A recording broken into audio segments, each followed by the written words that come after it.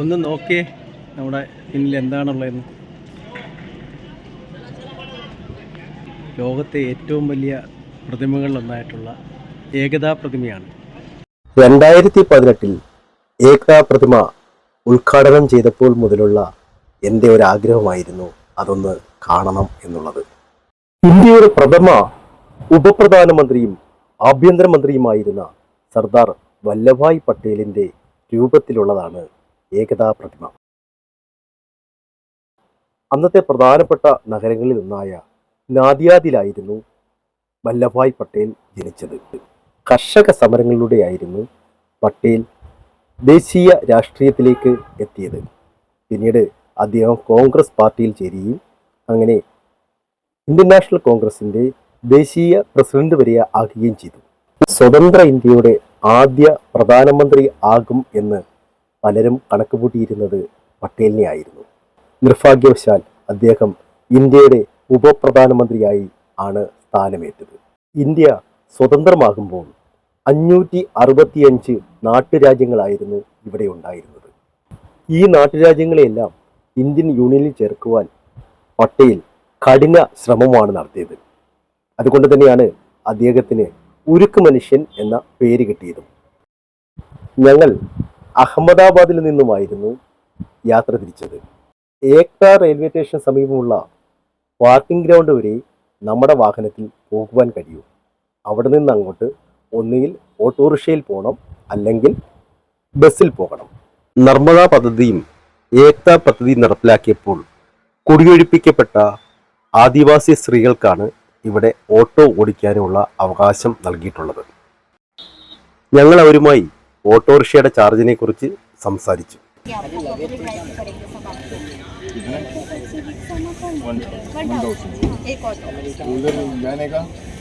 उधर जाएंगे, वेट करेंगे, दूसरे पॉइंट पे लेके जाएंगे और दूसरे पॉइंट पे घुमाएंगे. പ്രധാനപ്പെട്ട 4 പോയിന്റിലേക്ക് പോകാനായി അവർ 1000 രൂപയാണ് ആവശ്യപ്പെട്ടത്. അതുകൊണ്ട് തന്നെ ഞങ്ങൾ സൗജന്യ ബസ് സർവീസ് ഉള്ള സ്ഥലത്തേക്ക് നടന്നു. ബസ് സ്റ്റാൻഡിന് സമീപം തന്നെ ഏകതാ പ്രതിമയിലേക്ക് പ്രവേശിക്കാനുള്ള എൻട്രി പാസുകൾ കിട്ടും. ഞങ്ങൾ എൻട്രി പാസ് എടുത്തതിന് ശേഷം ബസ്സിലേക്ക് കയറി. രാവിലെ 9 മണിയായിട്ടേ ഉള്ളൂ. അതുകൊണ്ട് തന്നെ തിരക്ക് നന്നേ കുറവാണ്. ബസ്സിൽ തന്നെ 5-6 ആളുകളേ ഉള്ളൂ. ബസ് മുന്നോട്ട് നീങ്ങിയപ്പോൾ തന്നെ റോഡിന് ഇരുവശങ്ങളിലും മനോഹരമായ പൂന്തോട്ടങ്ങൾ കാണാം. അതുപോലെ തന്നെ ഏകതാ പ്രോജക്റ്റുമായി ബന്ധപ്പെട്ടിട്ടുള്ള ഒരുപാട് ഓഫീസുകളും പാർക്കുകളും എല്ലാം തന്നെ കാണാം. സൈഡിലായി നർമ്മദാ നദി കണ്ടു തുടങ്ങി. ഏതാണ്ട് കേരളത്തിലെ പോലെ തന്നെയാണ് ഇവിടുത്തെ കാലാവസ്ഥയും എന്ന് തോന്നുന്നു. ഇപ്പോഴേ ഇവിടെയും നല്ല മഴ സമയമാണ്. ഒരു സെക്യൂരിറ്റി ചെക്ക് പോസ്റ്റ് കഴിഞ്ഞ് ബസ് മുന്നോട്ട് പോയി. റോഡിൻ്റെ ഇരു സൈഡുകളിലും മധ്യത്തുമൊക്കെയായി മനോഹരമായ പൂന്തോട്ടങ്ങൾ കാണാം. അങ്ങ് ദൂരെയായി പട്ടേലിൻ്റെ പ്രതിമ കണ്ടു തുടങ്ങി. ഏതാണ്ട് ഒരു 3-4 കിലോമീറ്ററിനപ്പുറമാണ് ഇപ്പോൾ പട്ടേൽ പ്രതിമ നമ്മൾ കാണുന്നത്. അതുകൊണ്ട് തന്നെ ആ പ്രതിമയുടെ ഉയരം എത്രത്തോളം വലുതാണെന്ന് ചിന്തിക്കാവുന്നതേ ഉള്ളൂ.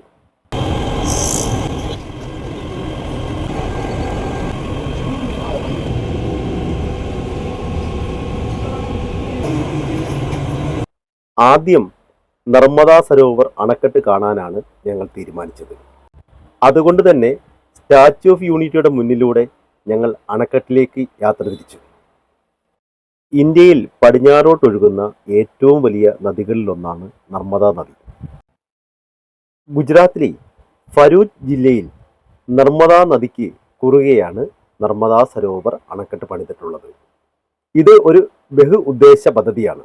പ്രധാനമായും ജലസേചനമാണ് ഇതുകൊണ്ട് ലക്ഷ്യമാക്കുന്നത്. അതോടൊപ്പം തന്നെ വൈദ്യുതിയും ഉൽപ്പാദിപ്പിക്കുന്നുണ്ട്. ഗുജറാത്തിന് പുറമെ മഹാരാഷ്ട്ര, മധ്യപ്രദേശ് എന്നീ സംസ്ഥാനങ്ങൾക്ക് കൂടി പ്രയോജനം ചെയ്യത്തക്ക രീതിയിലാണ് ഈ പദ്ധതി നടപ്പിലാക്കിയിരിക്കുന്നത്. 163 മീറ്റർ ഉയരമുള്ള ഈ അണക്കെട്ടിൽ 75,000 ചതുരശ്ര മീറ്റർ ഏരിയയിൽ വെള്ളം നിറയ്ക്കുവാനുള്ള കഴിവുണ്ട്. 1450 മെഗാവാട്ട് വൈദ്യുതി ഉൽപ്പാദിപ്പിക്കാനുള്ള കഴിവും ഈ പദ്ധതിക്കുണ്ട്. ഇതിനോടനുബന്ധിച്ച് ജലസേചനം ലക്ഷ്യമാക്കി നിർമ്മിച്ചിട്ടുള്ള കനാലിന് തന്നെ ഏകദേശം 100 മീറ്ററിലധികം വീതിയും 200 കിലോമീറ്ററോളം നീളവുമുണ്ട്. അണക്കെട്ടിനോട് ചേർന്നുള്ള വ്യൂ പോയിന്റാണിത്. ചുറ്റിലും കിലോമീറ്ററോളം വിസ്തൃതിയിൽ മനോഹരങ്ങളായ ചെടികൾ കൊണ്ട് അലങ്കരിച്ച ഉദ്യാനം കാണാം.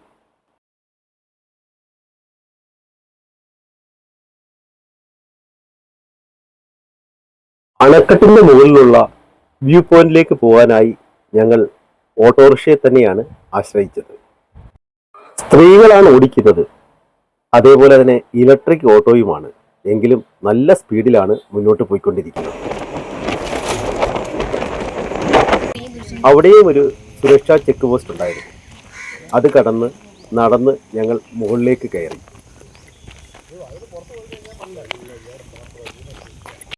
മുകളിൽ എത്തിയപ്പോൾ ഡാമിന്റെ വ്യൂ കുറച്ചും കൂടി അടുത്തായി.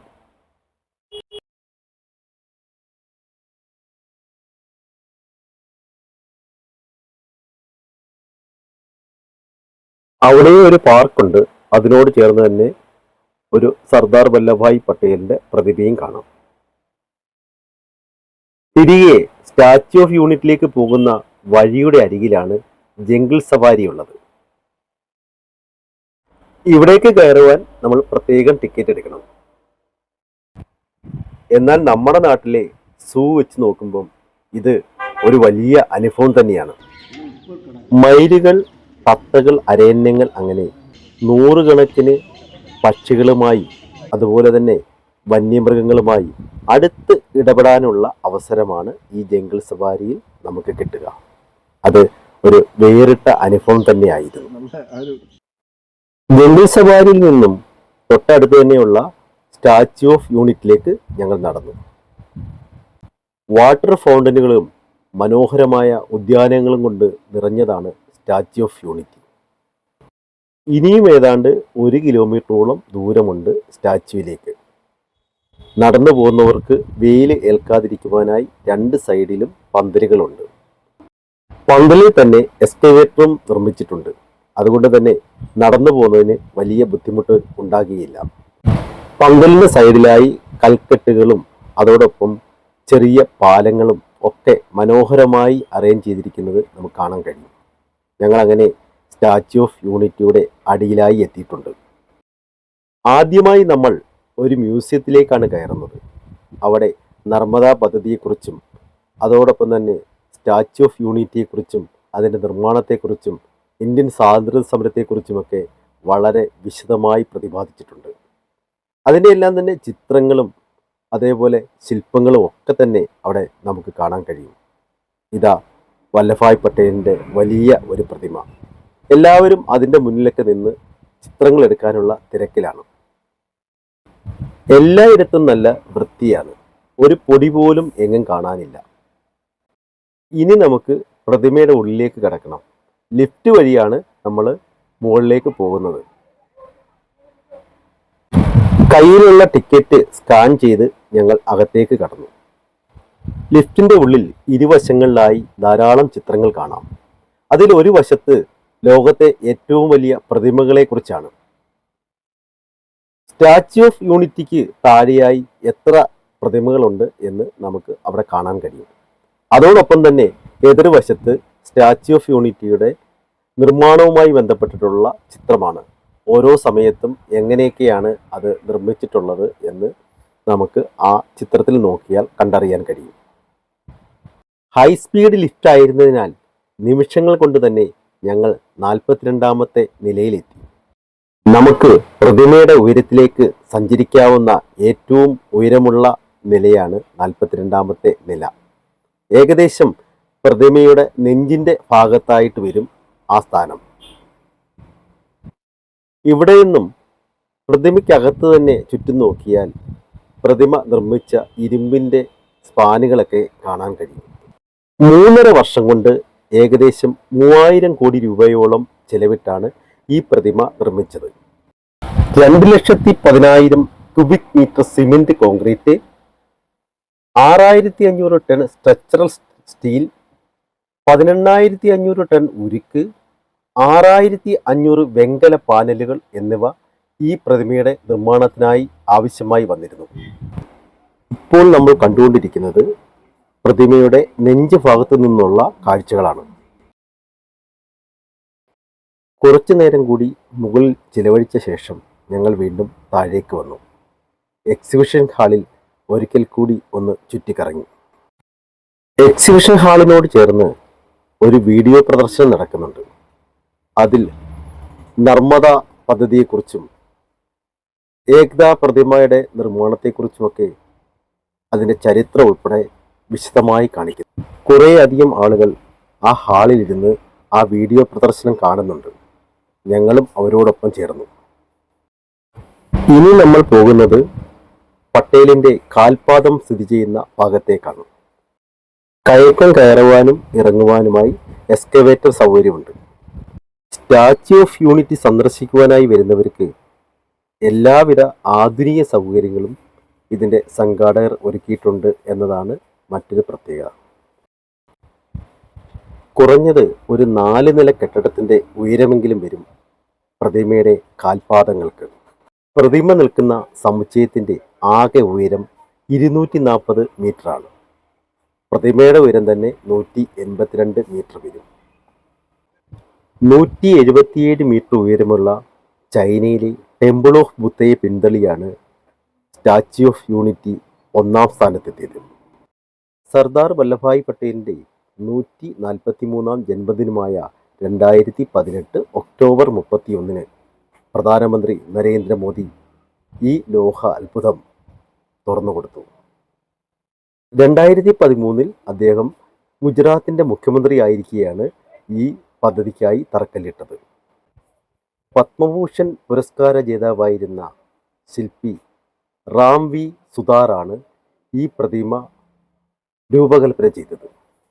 നിർമ്മാണത്തിൻ്റെ ആദ്യ നാളുകളിൽ വിമർശനങ്ങൾ ഉയർന്നെങ്കിലും ഇന്ന് ലോകത്തിൻ്റെ നെറുകയിൽ പട്ടേൽ പ്രതിമ ഇന്ത്യയുടെ അഭിമാനമായി വാനോളം തലയുയർത്തി നിൽക്കുന്നു. കാക്കയ്ക്ക് കഷ്ടിക്കാനാണോ ഇങ്ങനെ ഒരു പ്രതിമ എന്ന് ചോദിച്ചവരുടെ മുന്നിൽ കഴിഞ്ഞ ഒരു വർഷം മാത്രം സ്റ്റാച്യു ഓഫ് യൂണിറ്റി സന്ദർശിച്ചത് 58 ലക്ഷം പേരാണ്. അതുവഴി ഉണ്ടായ വരുമാനം 400 കോടിയോളം രൂപ. സ്റ്റാച്യു ഓഫ് യൂണിറ്റി കാണണം എന്ന് ആഗ്രഹമുള്ളവർക്ക് കേരളത്തിൽ നിന്നും റോഡ് മാർഗവും റെയിൽ മാർഗവും വ്യോമ മാർഗവും പോകാൻ കഴിയും. ഗുജറാത്തിലെ വഡോദരയിൽ നിന്നും ഏകദേശം 100 കിലോമീറ്ററും അഹമ്മദാബാദിൽ നിന്നും 200 കിലോമീറ്ററുമാണ് സ്റ്റാച്യു ഓഫ് യൂണിറ്റിയിലേക്കുള്ള ദൂരം. സ്റ്റാച്യു ഓഫ് യൂണിറ്റിക്ക് അടുത്തായി ഏക്താ റെയിൽവേ സ്റ്റേഷൻ എന്ന പേരിൽ ഒരു പുതിയ റെയിൽവേ സ്റ്റേഷനും ഈ പദ്ധതിയുടെ ഭാഗമായി നിർമ്മിച്ചിട്ടുണ്ട്.